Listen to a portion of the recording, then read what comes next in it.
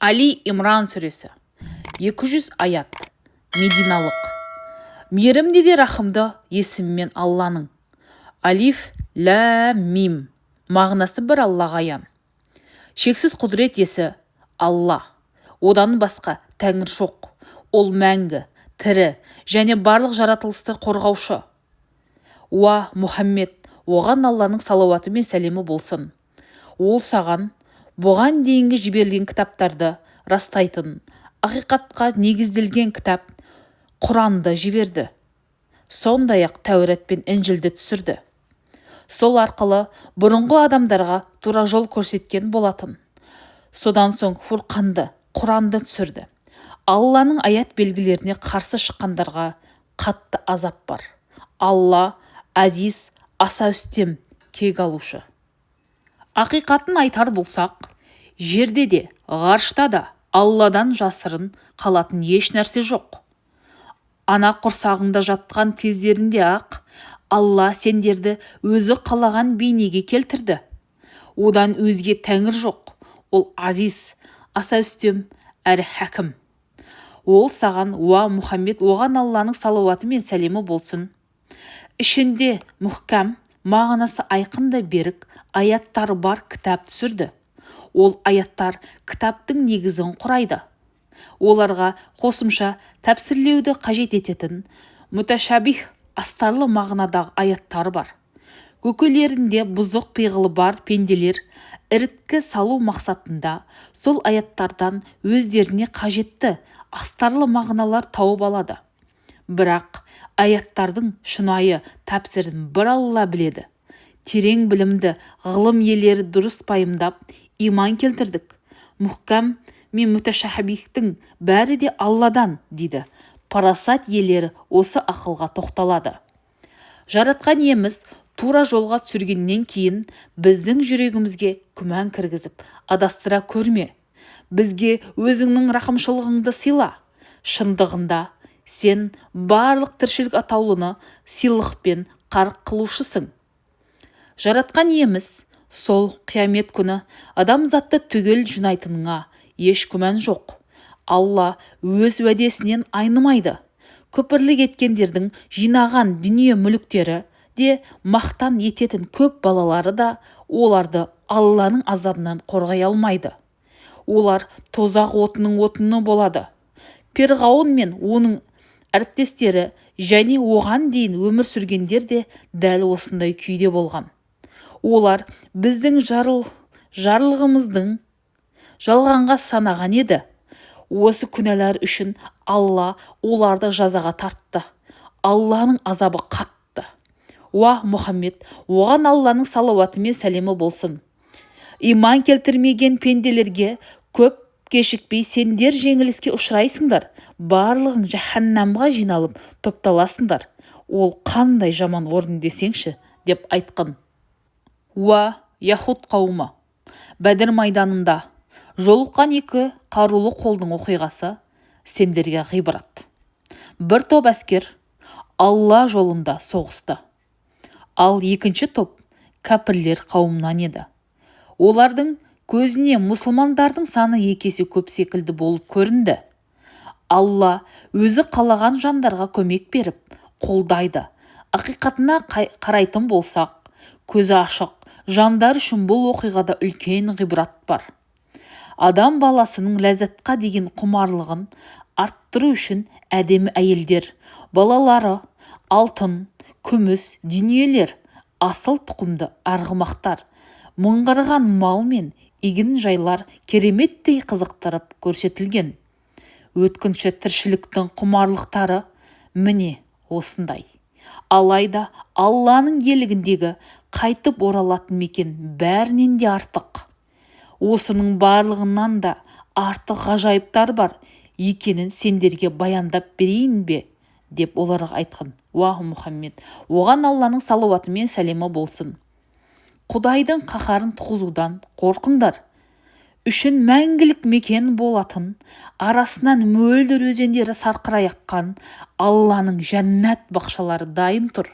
Онда сендер үшін күнәдан пәк жұбайлар мен Алланың жарылқауы бар. Алланың пенделерінің жағдайын жақсы біледі. Жаратқан иеміз, біз саған иман келтірдік. Күнәларымызды кешіріп, тозақ отының азабынан сақтай көр, деп жалбарынатын құлдарын Құдай өз назарына алады. Ондай жандар сабыр иелері, жаратқан иемізге бойсұнатын адал жандар, садақа берушілер мен таңнан тұрып Тәңірге жалбарынушылар. Алладан өзге Тәңірдің жоқ екеніне Алла куәлік етеді. Бұл ақиқатқа жаратқаннан өзге ұлы да, данышпан да жоқ, деп періштелер мен әділетті білім иелері де куәлік етеді. Алланың құзырындағы шынайы дін ислам. Кітап берілгендер өздеріне айқын білім келгеннен кейін де бір-біріне деген қызғаныштың, көреалмаушылықтың кесірінен әділетсіздікке ұрынып, өзара талас-тартысқа түсті. Кім Алланың жіберген ақиқатына иман келтірмесе, Құдай оның жазасын тез береді. Мұхаммед, оған Алланың салауаты мен сәлемі болсын. Егер олардың сенімен сөз жарыстырып, тайталасса, соңымнан ергендермен бірге өзімді Аллаға тәсілім еттім деп айтарсың. Кітап түскендер мен сауаты жоқ пенделерден ислам дінін қабылдадыңдар ма деп сұра. Егерде ислам дінін қабылдаған болса, шын мәнінде тура жол тапқандары. Ал егерде одан бас тартса, онда сенің міндетің тек ақиқатты жеткізу ғана. Құлшылық етіп жатқан пенделер әрдайым Алланың назарында. Алланың аяттарына көпірлік келтіріп, ешқандай да қақы болмаса да, пайғамбарлар мен әділдіктің жолымен жүруді бұйыратын адамдарды нақақтан нақақ өлтіретіндерге ауыртпалы азап шегетінін айтып сүйіншілі. Олар жасаған амалдарының қайыр берекесін бұл дүниеде де, ақыретте де көрмей, сауаптары жойылып қалатындар. Ондай пенделерге ешқандай жәрдемші де болмайды. Өзара түсінбеушіліктеріне Алланың жіберген кітабынан төрелік іздеп, бірін-бір ынтымаққа шақырған кітап иелерін көрмеп пе едің? Бірақ солардың біразы сөзге құлақ аспай, ақиқатқа бойын сұнбай, теріс айналды емес пе? Тозақ оты бізді санаулы күндер ғана шарпиды, деді олар. Өздерінің ойдан шығарған осындай қисынсыз жалған қағидалары оларды бос үміттендірді. Әрбір жан иесі өзінің амалына қарай сыбағасын алатын, ешкімге әділетсіздік жасалмайтын, еш күмәнсіз келетін сол бір қиямет күні оларды топтап жинаған кезде қандай жағдайда болар екен? Мұхаммед, оған Алланың салауаты мен сәлемі болсын, былай деп жалбарынып құлшылыққа жасағанын. Шексіз билік иесі Аллам, өзің қалаған жанға билік бересің, қаламасаң сол билікті оның қолдан алып қоясың. Ықыласың түскенің абыройын арттырасың, қырыңа алғанды қорлыққа саласың. Барлық игілік бір өзіңнің иелігінде. Сенің құдіретің барлық нәрсеге жетеді. Түнді қысқарту арқылы күндізді ұзартасың. Күндізді қысқарту арқылы түнді ұзартасың. Өліден тіріні, тіріден өліні шығарасың. Қалаған пендеңе есеп-қисапсыз ырзық бересің. Мұсылман жандар тұрғанда мүминдер кәпірлерді жанашыр дос тұтпасын. Олай істегендер Алланың қайырымынан дәметпей-ақ қойсын. Саясат үшін сақтану шарасымен сондай әрекетке барса, оның жөні бөлек. Құдай сендерді өзінің қатты азабынан сақтандырады. Өйткені қайтар жерлерің Алланың алды. Пенделерге былай деп айтқан: Мұхаммед, оған Алланың салауаты мен сәлемі болсын. Көкелеріңдегі ойды жасырсаңдар да, жайып салсаңдар да, Алланың оны біледі. Сондай-ақ оған ғарыштар мен жердегі барлық құбылыстар аян. Өйткені Алланың барлық нәрсеге құдіреті жетеді. Сол қиямет күні әрбір жан иесі өзінің істеген жақсылықтары алдынан шыққанын көреді. Ал істеген жамандығын көргенде одан өте қашықтықта болғысы келеді. Алла сендерді өзінің қаһарынан сақтандырады. Өйткені Алла пенделеріне өте қамқор. Егер де Алланың сүйетіндерің рас болса, онда маған еріңдер. Сонда ғана Алла сендерді сүйетін болады және күнәларыңды кешіреді. Өйткені Алла кешірімді, ерекше мейірімді деп айтқан пенделерге, уа Мұхаммед, оған Алланың салауаты мен сәлемі болсын. Аллаға және елшіге бойынсыныңдар деп бұйыр. Егер де бас тартар болсаңдар, кәпір болғандарың. Алла кәпірлерді сүймейді. Ақиқатын айтар болсақ, Алла адамды, Нухты және Ибрахим мен Имранның әулеттерін ерекше қалап, пайғамбарлыққа таңдады. Олардан көптеген ұрпақтар тарап өрбіді. Алла бәрін естуші, әрі білуші. Жаратқан ем құрсағымдағы нәрестені тек сенің жолыңда ықыласпен құлшылық етсін деп өзіңе жалбарынып, серт беріп отырмын. Тілегімді қабыл ет. Ақиқатын айтсақ, сен естушісің, әрі білушісің деп Имранның әйелі Құдайға жалбарынған еді. Босанған кезде ол, жаратушы ем, менің босанғаным қыз ғой деп қайғырды. Алла оның кім туғанын жақсы біледі. Қызға қарағанда ер баланың жөні бөлек қой. Мен мұның есімін Мариям деп қойдым. Өзін және оның ұрпағын Алланың мейірімінен алыстатылған шайтанның зияндығынан сақтай көр деп бір өзіңе тапсырдым. Жаратушы оның тілегін қабыл алып, қызды тәрбиелі етіп өсірді де, одан арғысын Закарияға тапсырды.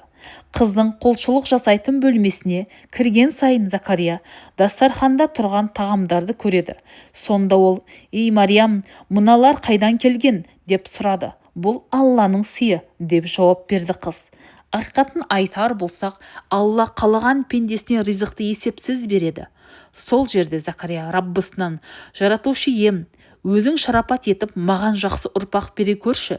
Шындығында сен дұға тілекті естушісің» деп жалбарынды.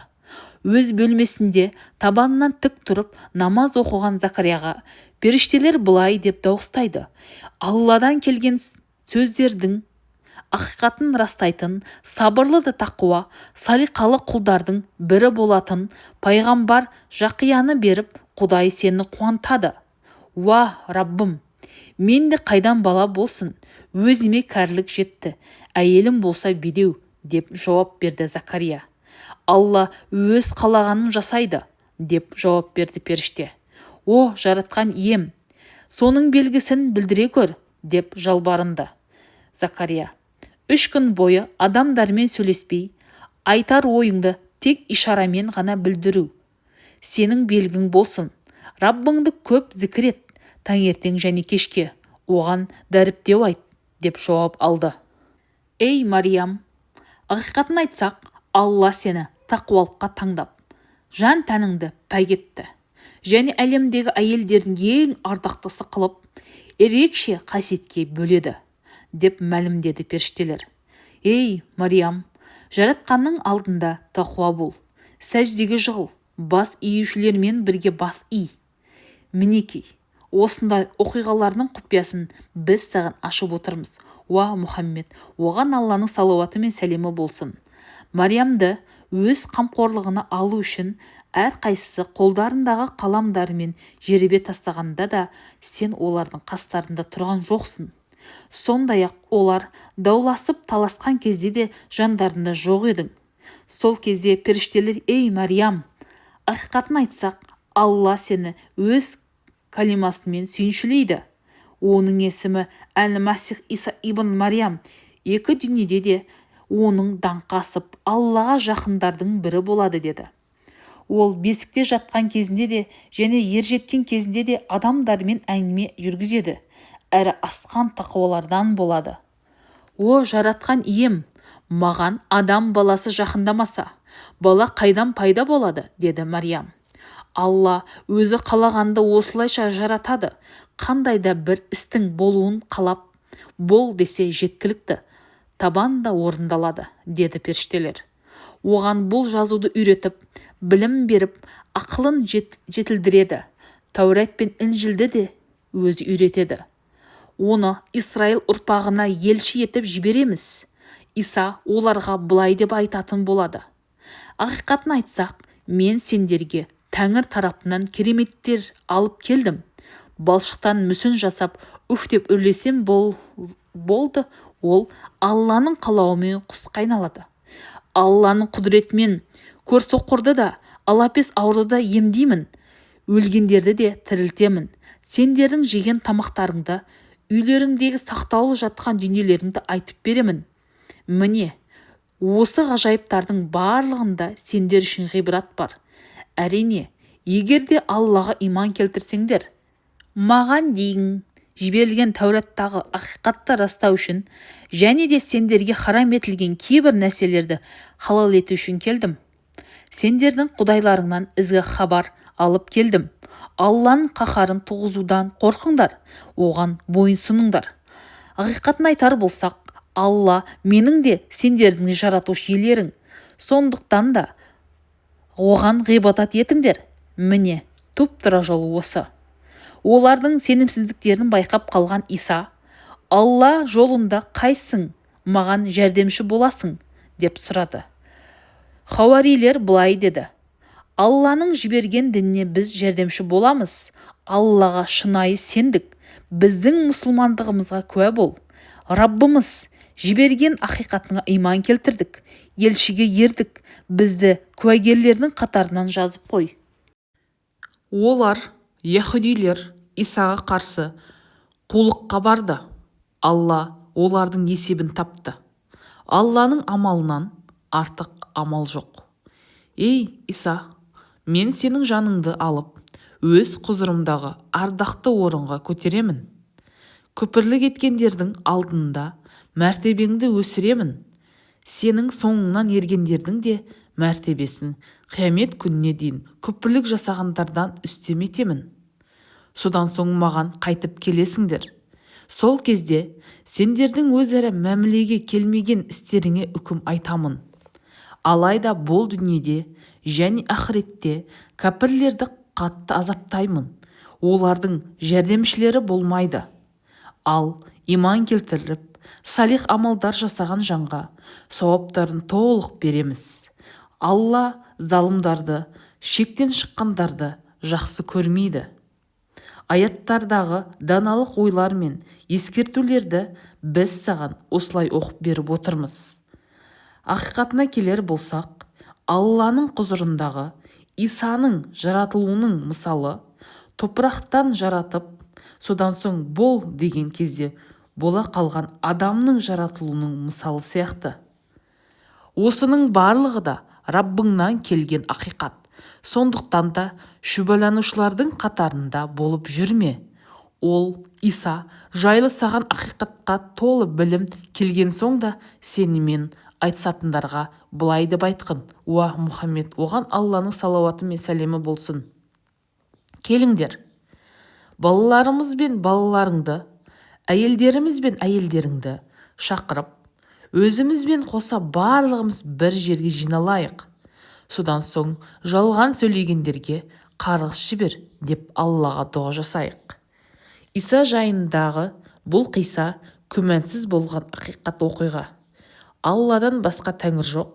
Ақиқатын айтсақ, Алла аса үстем әрі хәкім. Егер де олар теріс бұрылса, өз соры. Алла жауыздық жасағандарды жақсы біледі.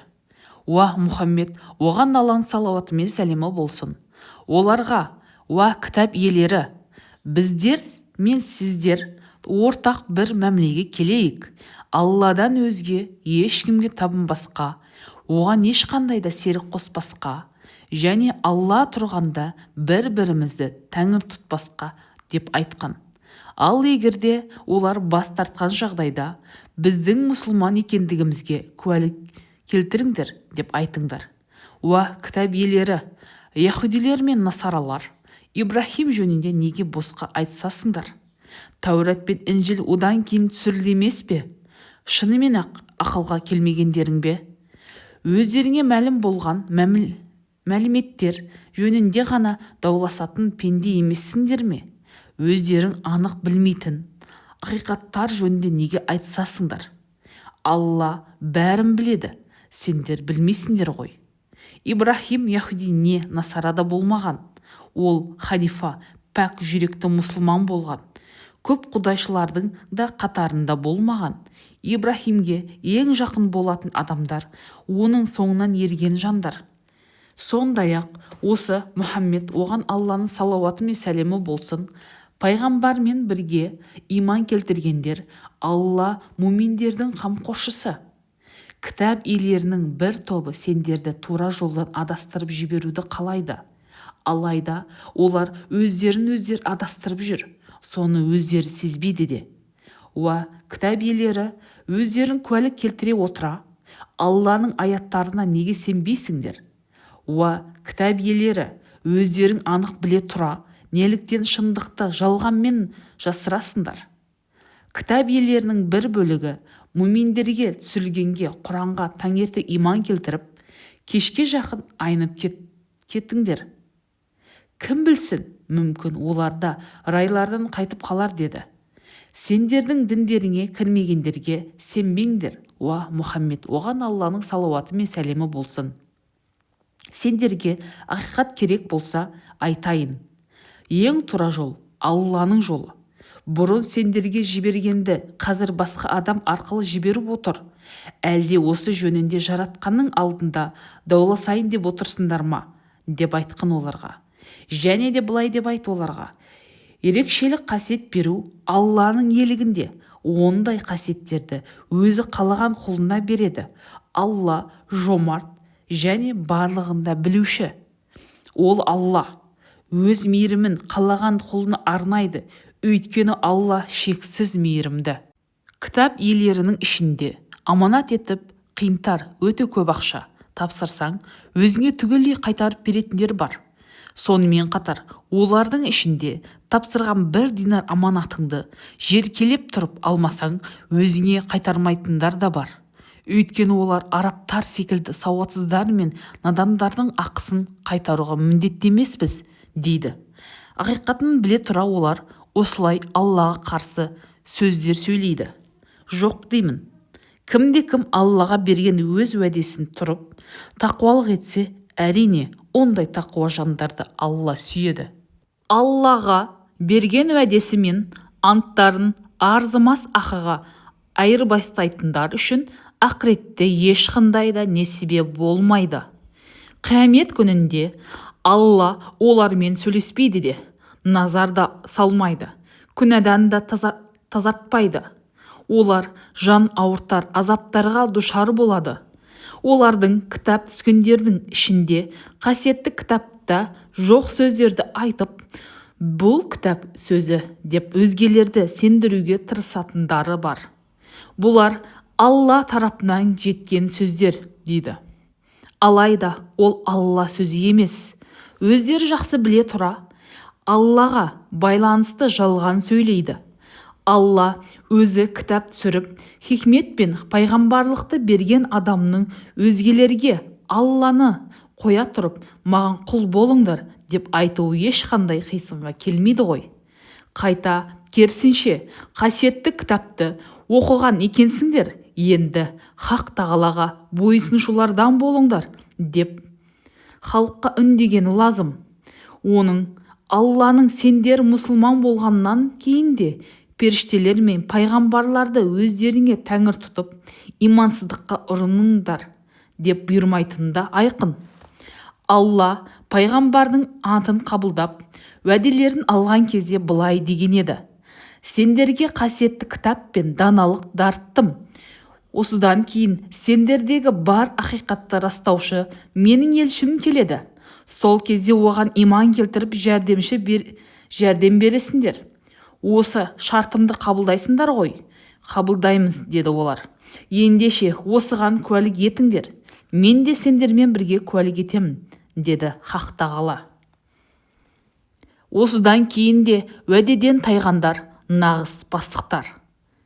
Ғарыштар мен жердегі тіршілік иелерінің барлығы да өз еркімен немесе ырқынан тыс оған Аллаға бағынған кезде, олардың Алла дінінен өзге басқа дін іздегені ме, түбі барлығы да оған қайтып оралады ғой. Аллаға иман келтірдік.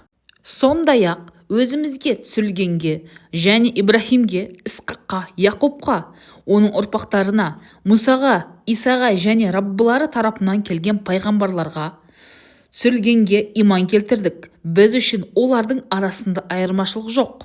Біз оған, Аллаға ғана бойсынамыз деп айтқан. Уа Мұхаммед, оған Алланың салауаты мен сәлемі болсын. Исламнан өзге дін іздеген пенденің құлшылығы мүлде қабыл етілмейді. Ақырет күні ол пенде қасіретке ұшыраушылардың қатарында болады. Ашық дәлелдер, мұғжизалар келіп, Расулдың хақ екенін көріп, иман келтіргеннен кейін де күпірлікті таңдаған қауымды Алла тура жолға салама.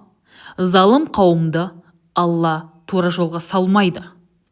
Ақиқатын айтар болсақ, ондай пенделерге тиетін несібе Алланың, періштелердің және барлық иман келтірген адамзаттың лағнеті. Ондай пақырлардың тартатын азабы еш кешіктірілмейді және жеңілдетілмейді. Олар онда мәңгі қалады.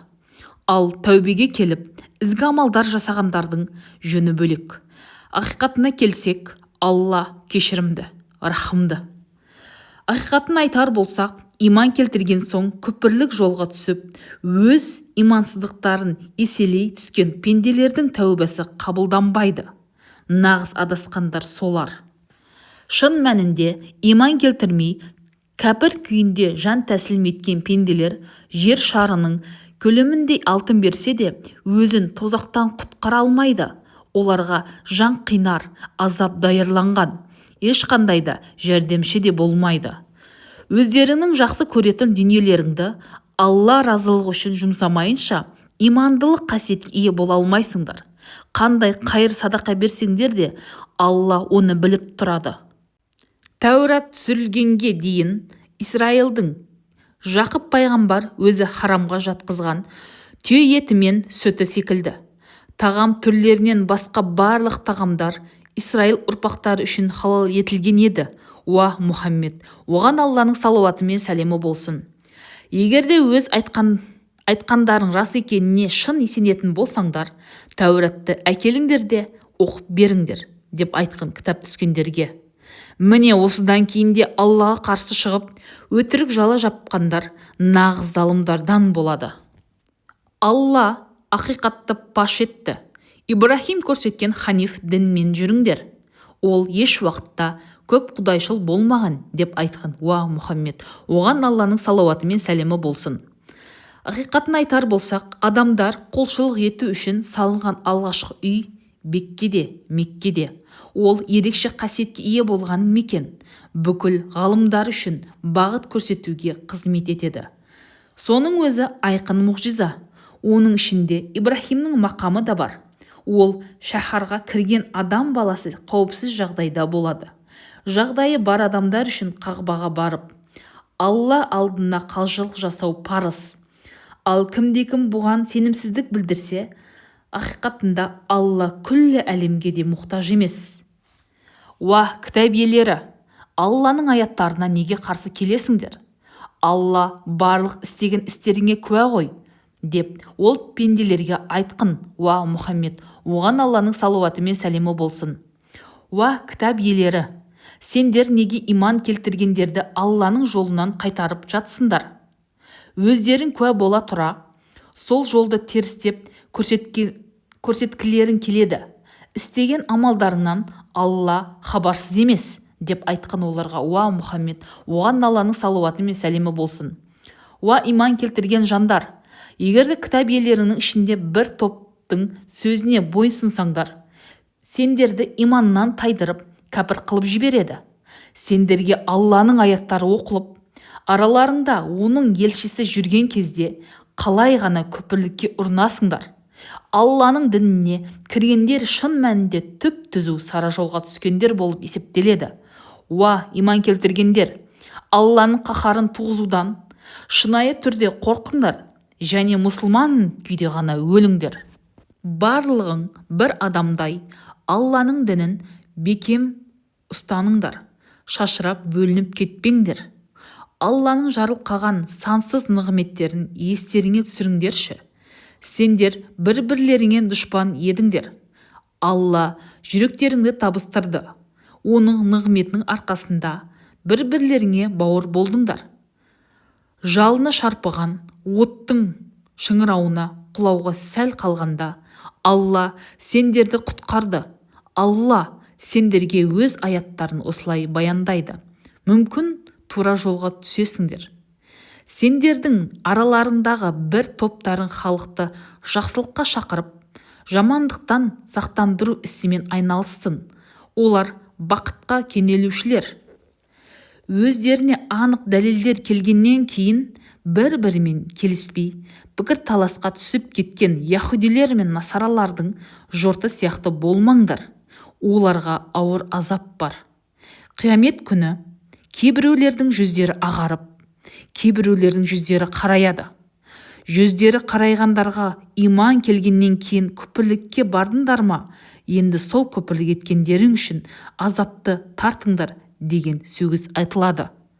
Ал жүздері ағарған жандар мәңгі бақи Алланың рахымына бөленеді. Бұл айтылған қағидалар Алланың аяттары. Ақиқатты жамағатқа жеткізуің үшін бұларды саған оқып береміз. Алла барша әлемнің зұлымдыққа ұшырауын қаламайды.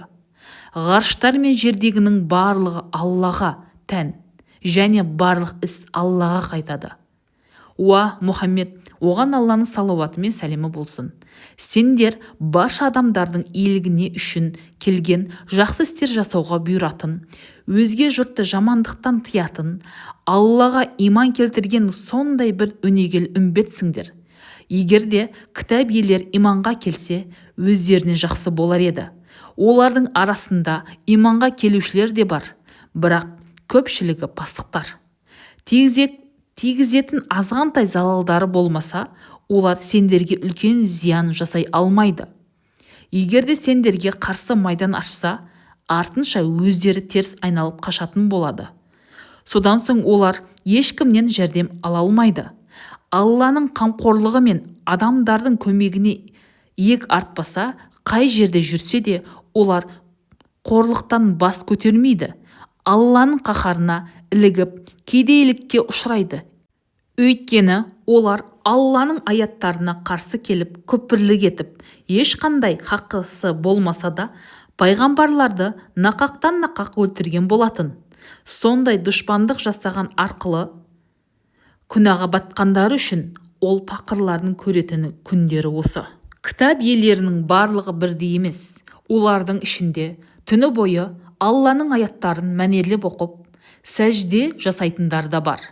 Олар Аллаға, ақыретке иман келтіреді, жақсылыққа шақырып, жамандықтан қайтарады және ізгі амалдар жасауға асығады. Ондай жандар салиқалы адамдардың қатарында. Олардың жасаған ізгілікті істері еш уақытта жойылмайды. Өйткені Алла тақуа жандарды жақсы біледі. Кәпірлердің жинаған байлықтары да, өсірген балалары да Алланың құзырында барғанда өздеріне ешқандай да пайда бермейді. Олар тозақ отының иелері және онда мәңгі қалады. Олардың осы өмірде мақтан үшін жұмсаған дүние байлықтары ызғарлы суық жел соғып, жайпап кеткен опасыз қауымның еккен егіні секілді тып-типыл болып жойылады. Әділетсіздікті Алла жасамайды, олар өздеріне өздері жасайды. Уа иман келтірген жандар, өз діндеріңнен бөтен адамдармен тым жақындасып, сырласып, өздеріңнен дос санамаңдар.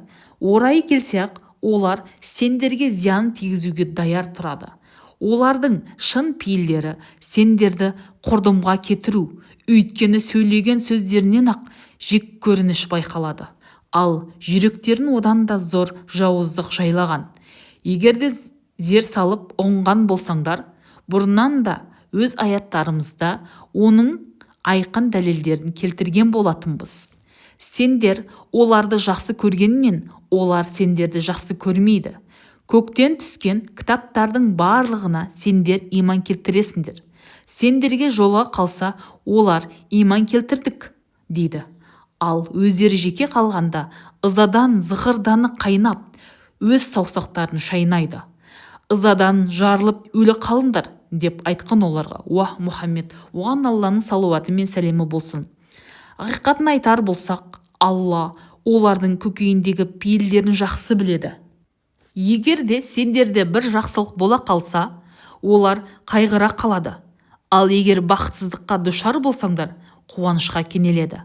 Мұндай кезде сабырлылық пен тақуалықта болсаңдар, олардың айла шарғылары сендерге ешқандай зиян келтірмейді. Ақиқатын білгілерін келсе, олардың барлық іс-әрекеттері Аллаға мәлім. Сол Ухуд шайқасы болатын күні мұсылман жауынгерлерді өз шептеріне орналастыру үшін үйіңнен таң атпай шығып кеткеніңді есіңе түсірші. Уа Мұхаммед, оған Алланың салауаты мен сәлемі болсын. Алла бәрінде естуші, әрі бәрінде білуші. Сол кезде сендердің екі топ әскерлерінің еңселері түсіп, күйзеліске түсуге дайын еді. Алла оларды өз қамқорлығына алды. Иман келтіргендер әр қашанда Аллаға тәуекел етсін. Бәдір соғысында сендердің әскерлерің тым әлсіз еді. Сол кезде Алла сендерге жәрдем беріп еді ғой. Алланың қаһарын туғызудан қорқыңдар да оған деген ризашылықтарыңды айтыңдар. Раббыларыңның 3000 періште түсіріп, сендерге көмек берген жетпейді ме? Деген едің сен муминдерге. Әрине жетеді. Егерде сабырлық мінез көрсетіп, тақуалықта болсаңдар, дәл қазір жау шабуыл жаса лап қойса да, тәңірлерің сендерге 5000 таңдаулы періштелерін жіберіп жәрдем береді. Сендердің жандарың жай табу үшін Алла осындай жәрдемін жасайды. Иман келтірген жандар үшін жәрдем азиз әр-хәкім Алладан ғана келмек. Құдай кәпірлердің әскерін бөлшектеп бытыратып, ойсырата талқандап, тым-тырақай қашырады. Сөйтіп, әбден масқара қылып, жеңіске деген үміттерін мүлде үзеді. Олардың жасаған тәубесін Алла қабыл ете ме, немесе азаптай ма? Оның барлығы сенің міндетіңдегі шаруа емес.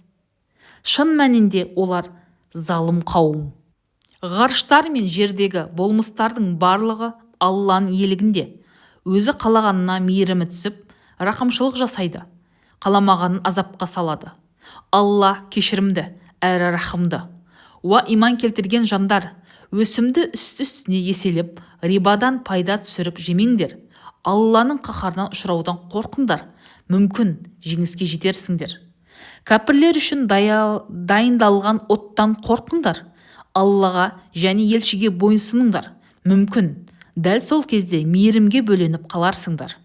Иман келтірген тақуаларға арналған кеңдігі жер мен көкті қосқандай көлемдегі Алланың жәннатына жету үшін жаратушының кешіріміне ие болуға асығыңдар. Олар қуанған кездерінде де, қиналған шақтарында да садақа таратып, ашуын сабырға жеңдіретін, өзге пенделерге кешірім жасай алатын жандар. Алла ізгілік жасайтын жандарды жақсы көреді. Ондай тақуа жандар әлде бір жаман іс істеп, өз жан жүрегіне зияндық келтірсе, дереу Алланы еске алып, сол күнәлар үшін кешірім сұрайды. Күнәларды кешіруші Алладан басқа кім бар? Сонымен қатар олар істеген істерінің күнә екенін білген соң, қасарысып тұрып алмай, ендігәрі оны қайталамауға тырысады. Ондай тақуа мұсылмандардың сыйы, Раббыларының беретін кешірімі және арасынан сарқырап өзендер аққан бақшалар, олар жәннатты мәңгі мекендейді. Ізгі амал жасаушылардың сауабы қандай жақсы десеңші. Сендерге дейін өмір сүрген халықтардың бастарынан да сан түрлі хикаялар өткен болатын. Сенбесеңдер, өздерің жер бетін шарлаңдар да, пайғамбарлар алып келген ақиқатты қасарысқан күйі мойындамай жалғанға шығарғандардың ақыры немен тынғанын көріңдер. Міне, бұл Құран. Адамдарға ақиқатты түсіндіріп, тура жолды нұсқаушы, ал тақуа жандар үшін насихатшы. Егерде сендер шын мәнінде мумин болсаңдар, ешқандай да әлсіздік танытпаңдар, қайғыға бой алдырмаңдар. Сонда ғана сендер жауларыңнан үстем боласыңдар. Егерде сендер Ухуд шайқасында жаралансаңдар, Жауларың де сендер сияқты Бәдір шайқасында жарақат алған болатын. Алла шына иман келтіргендерді анықтап, баршаға паш етіп білдіру үшін сендердің іштеріңнен шахидтерді, шейіттерді таңдау үшін адамдардың арасына осындай алма-кезек күн туғызып қойған. Алла шектен шыққандарды жақсы көрмейді. Иман келтіргендердің жан дүниесін тазарту үшін Алла имансыздарға соққы беру үшін Хақ Тағала осылай жасайды. Әлде сендер араларындағы шайқасқа түскендер мен сабырлы болғандарды Алла анықтамай тұрып пешке кірем деп ойлап па едіңдер? Шын мәнінде сендер өліммен бетпе-бет келгенше шейіт болуды армандап едіңдер. Қандай болатын енді міне көзбен көрдіңдер. Мұхаммед, оған Алланың салауаты мен сәлемі болсын, көп елшілердің бірі. Одан бұрында талай елшілер өткен. Егер де қайтыс болып немесе майданда өлтірілсе, жалт беріп, теріс айналып діннен шығасыңдар ма? Әлде біреулердің теріс айналғаны Аллаға еш зиян келтірмейді. Алла өз сауабын шүкіршілік еткендерге береді. Бірде-бір жан иесі Алланың рұқсатынсыз мезгілі жетпей өле алмайды. Осы дүниенің сыйлығын қалағандар үшін біз тілеген тілегін береміз. Ал о дүниенің сый құрметін аңсағандардың да тілегін қабыл етіп жарылқаймыз. Әрқашанда шүкіршілік еткендерді біз сый құрметке бөлейміз. Құдайға сиынған көптеген жандарға қолбасшы болып, қаптаған қалың жаудан қайтпай, шайқасқа түскен қаншама пайғамбарлар өтті десеңші бұл өмірден. Алла жолында көрген сансыз қиындықтар олардың рухын түсірмеді. Олар ешқандай да әлсіздік танытпады. Жауларына еш бас имеді. Осындай сабырлыларды Алла жақсы көреді. Олар жаратқан иеміз біздің күнәларымыз бен тіршілігімізде жасаған ысырапшылдық секілді кемшіліктерімізді кешіре көр, және кәпірлерге қарсы майданға түскенде табандылық беріп жеңіске жеткізе көр деген тілектен өзге ештеңе айтпады. Алла ондай жанкешті жандарға бұл дүниенің қызығын беріп, ақыреттің керемет сауабына бөлейді. Алла ізгілік жасаған жандарды сүйеді. Уа иман келтірген жандар, егер де күпірлік келтіргендерге бағынар болсаңдар, олар сендерді тура бағыттарыңнан теріс бұрып діннен шығарады. Сөйтіп, сендер қасірет шеккендерге айналасыңдар. Алла сендердің қамқоршыларың, ол жәрдемшілердің ең жақсысы. Аллаға серік қосқандары үшін кәпірлердің жүрегіне үрей ұялатамыз. Алла ол шірк жөнінде ешқандай дәлел түсірмеген еді ғой. Олардың барар жері от. Залымдардың мекені қандай жаман еді. Алланың қалауымен жауларыңа ойсырата соққы берген кездеріңде Алла сендерге берген уәдесін орындады. Ол сендердің жақсы көріп қалаған нәрселеріңді жеңісті бергеннен кейін де өздерін қорқып әлсіздік танытып бұйрыққа бағынбай таласып тіл алмадыңдар.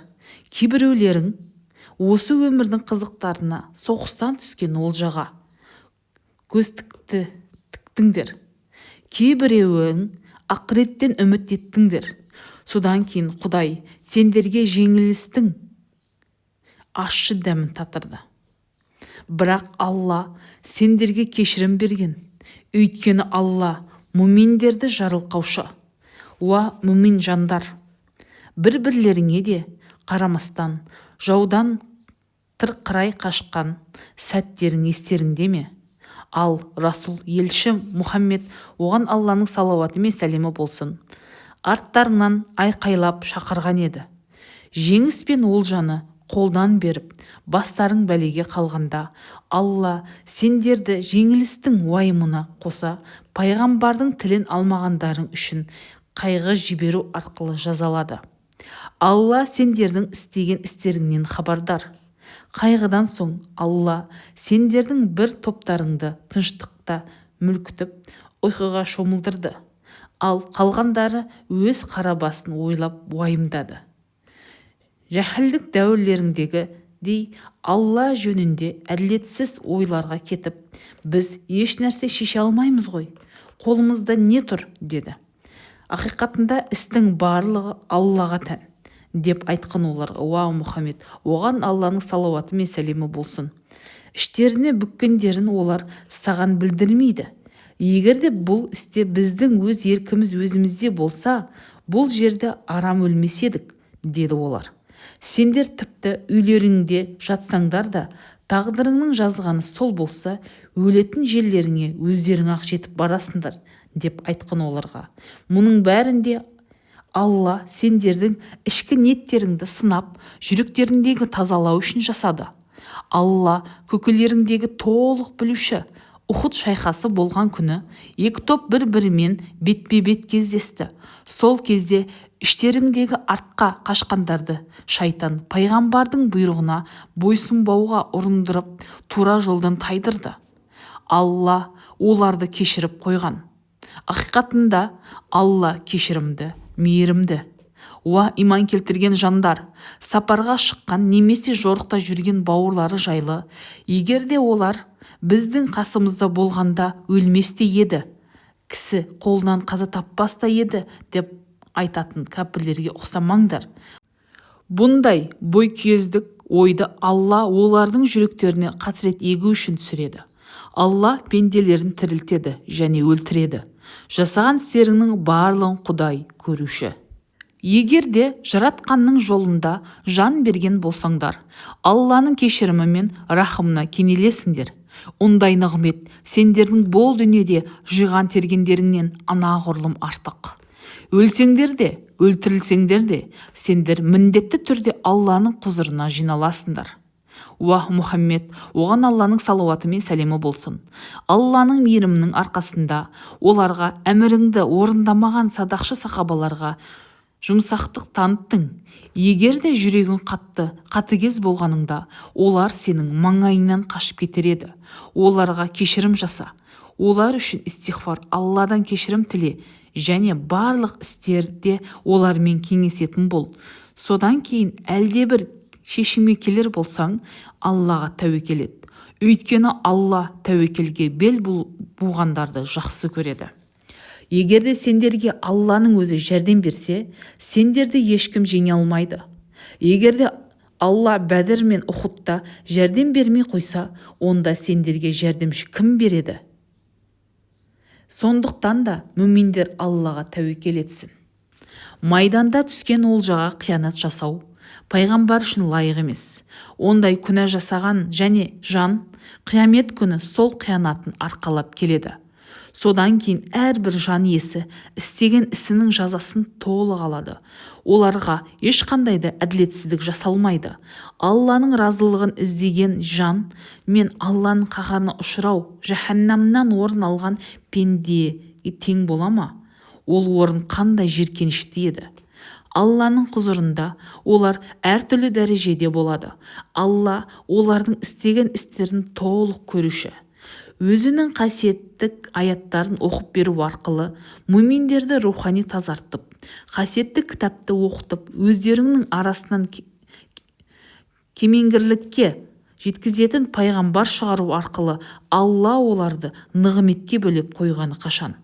Олар бұрын анық адасуда еді ғой. Бәдір шайқасында жауларыңа 2 есе көп қайғы-қасірет шеккізгендеріңді ұмытып, Ухуд шайқасында жеңіліске ұшырап, өз бастарыңа бақытсыздық орнағанда бәле қайдан келді, дедіңдер. Уа Мұхаммед, оған Алланың салауаты мен сәлемі болсын. Бұның барлығы өздеріңнің пейілдеріңнен, деп айтқан оларға. Ақиқатқа жүгінер болсақ, қандай іс жасауға да Алланың құдіреті жетеді. Сендерге қайғы әкелген сол Ухуд күні 2 әскердің бетпе-бет кездесуінің өзі мүминдер мен 200-лерді танып білу үшін Алланың қалауымен болған еді. Сондай-ақ 200-лік әрекетке барғандарды ажырату үшін жасаған еді. Оларға келіңдер, Алла жолында соғысыңдар, ең болмаса өздеріңді қорғаңдар, деп айтылған болатын. Егер де соғыс болатынын білгенімізде, сендердің қастарынан табылар едік, деді олар. Сол күні олар иманнан гөрі күпірлікке жақынырақ еді. Жүректерінде жоқ қасиетті тек ауызбен ғана айтады. Бірақ Алла олардың жүрек түпкіріне жасырғандарының жақсы біледі. Майданға бармай үйлерінде отырып қалғандар, шайқасқа түскен бауырлары жайлы егерде біздің тілімізді алғанда олар өлмегенде болар еді, деді. Уа Мұхаммед, оған Алланың салауаты мен сәлемі болсын. Сен оларға, егерде айтқандарыңды ақиқат деп есептесеңдер, жандарыңды ажалдан арашалап алып қалыңдаршы, деп айтты. Алла жолында жандарын пида еткендерді өлгенде 5 уақытта есептемеңдер.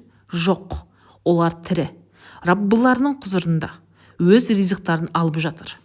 Мейірбан Алланың жарылқаған сыйына бөленген олар қуанына шаттануда. Өздерінің қатарына әлі қосылмағанмен соңдарынан еріп тура жолға түскендердің жүректерін ешқандай қорқыныштың билемейтініне, уайым қайғыға ұрынбайтынына көздерін жеткізіп сүйіншілегісі келеді.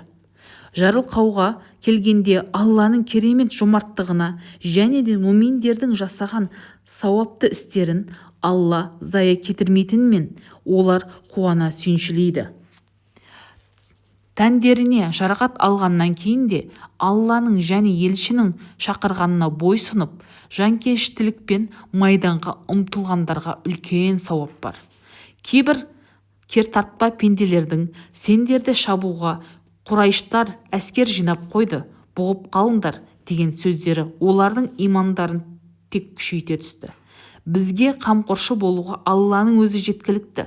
Ондай қолдаушы мен қамқоршының болғаны қандай керемет, деді олар.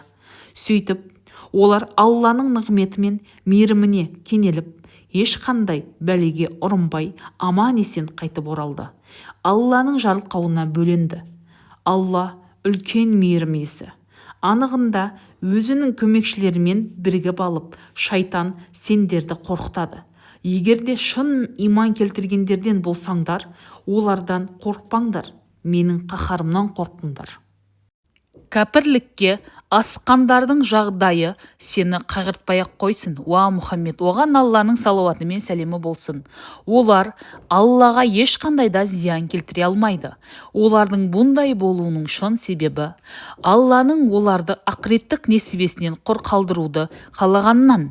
Оның үстіне ондайлар үшін ақыретте үлкен азапты да дайындап қойды. Жүректеріндегі имандарын имансыздыққа сатып жібергендер де Аллаға ешқандай зиян келтіре алмайды. Олар үшін ақыретте жан қинар азап дайын. Кәпірлердің азабын шегеріп, кейінге қалдырғанымызды жарылқау деп ойламасын олар. Бұл мерзім оларға күнәларын арттыра түсу үшін ғана беріледі. Ал ақыретте қорлыққа тол азап дайын. Зұлымдықты ізгіліктен ажыратып алғанша ғана Алла мұсылмандарды осындай Ухудтағыдай жағдайда қалдыра тұрады. Алланың шынайы ғажаптары сендер үшін құпия. Алайда Алла өзі қалаған пендесін елшілікке сайлайды. Ендеше Аллаға және пайғамбарларына иман келтіріңдер. Егерде иман келтіріп тақуалардан болсаңдар, сендерді кереметтей сый-сияпаттар күтіп тұр. Алланың жарылқап берген несібесін жұмсауға сараңдық жасағандар игілікке кенелеміз деп ойламасын. Сол қылықтарымен олар өздеріне зиян жасаған үстіне зиян жасайды. Ал қиямет күні сараңдық жасаған өзгелерден аяған дүниелері олардың мойындарын оралады. Ғарыштар мен жердің мұрасы Алланың иелігінде. Алла істеген істеріңнен бәрінен хабардар. Құдай кедей, ал біз баймыз деп айтқандардың кекесін сөзін Алла естіді. Олардың айтқан сөздерінде пайғамбарларды әділетсіз өлтірген қылмыстарын да біз жазып қоямыз да, қиямет қайым болғанда жалындаған күйдіруші от азабының тауқыметін тартыңдар дейміз. Бұл олардың өз қолдарымен істеген күнәлары үшін көретін азабы. Ақиқатын айтар болсақ, Алла пендеге зұлымдық жасамайды. Сендерге мен бір құрбандық жібермейінше, және де жайдың оты жалмап қоймайынша бірде-бір елшіге сенбеңдер деп айтқан Алланың өсиеті бізде бар деген яһудилерге маған дейін де айқын дәлелдермен және өздерің айтқандай мұғжизалармен елшілер келген еді ғой. Егер де өз сөздеріңді тұрған болсаңдар, оларды неге өлтірдіңдер деп айтқан оларға. Уа Мұхаммед, оған Алланың салауаты мен сәлемі болсын. Егер де олар сенің сөздеріңді жалғанға шығарса, онда сенен бұрынғы мұғжизалар әз-Зубурды және нұрлы кітапты әкелген елшілерді де өлтірікке шығарғаны. Әрбір жан иесі өлімнің дәмін татады. Қиямет күні Құдай бәрінің есебін береді. Кімде-кім тозақ отынан алыстатылып, жәннатқа кіргізілсе, шынайы жетістікке жеткені. Ал дүние, тіршілік дегеніміз әртүрлі ләззаттармен пенденің өзін-өзі алдауы ғана. Дүние мүліктерің арқылы және өздеріңнің ауру сырқатқа шалдығуларың арқылы сендер міндетті түрде сынаққа алынасыңдар. Сендерге дейін кітап түскендер мен Құдайға қосар қосатындардан да көптеген ауыр сөздер естисіңдер. Сол кезде сабырлық көрсеткендерің және өз абыройларыңды сақтағандарың, тақуалық жасағандарың тәуекелдің ісі. Өздеріне берілген ақиқатты жасырып қалмай, адамдарға жеткізу жайлы кітап түсірілгендерден Алла уәде алған болатын.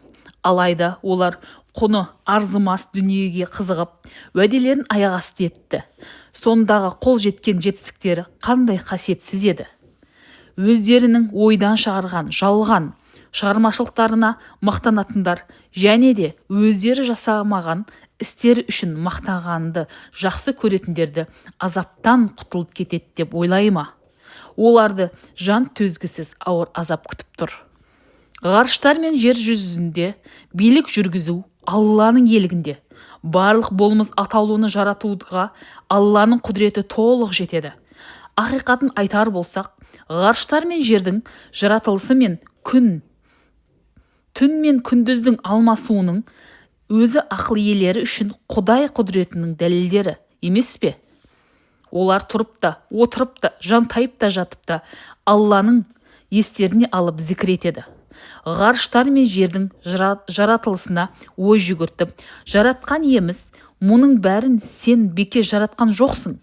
Сен барлық нұқсаннан пәк деп дәріптейміз, бізді от азабынан құтқара көрші деп жалбарынады. Жаратқан иеміз, кімді отқа тастасаң, сол пенденің расында да масқара болғаны. Арам пиғылды жандарда ешқандай да жәрдемші болмайды. Жаратқан иелеріңе иман келтіріңдер деп жар салған шақырушының сөзін естідік те өзіңе иман келтірдік. Жаратқан иеміз, енді біздің күнәларымызды кешіп, қате кемшіліктерімізді жойып, бұл өмірден бізді ізгі пәк жандармен бірге өткізгейсің. Жаратқан иеміз, елшілеріңе берген уәдеңді бізге де бере көрші. Қиямет күні бізді қор, масқара қылмағайсың. Әрине, сен уәдені бұзбақ емессің, деп жалбарынады иман келтіргендер. Ер адам болсын, әйел адам болсын, ізгілікті іс жасаушы пенденің амалын зая кетірмеймін. Сендер бір-бірлеріңе тәнсіңдер. Ал хиджрат жасап, Меккеден Мединаға көшіп, мекендеріңе қуылып, зәбірлік көргендердің және менің жолымда шайқасқа түсіп шейіт болғандардың жаман істерін міндетті түрде кешіріп, арасынан мөлдір сулы өзендері сарқырап аққан жәннат бақшаларына кіргіземін.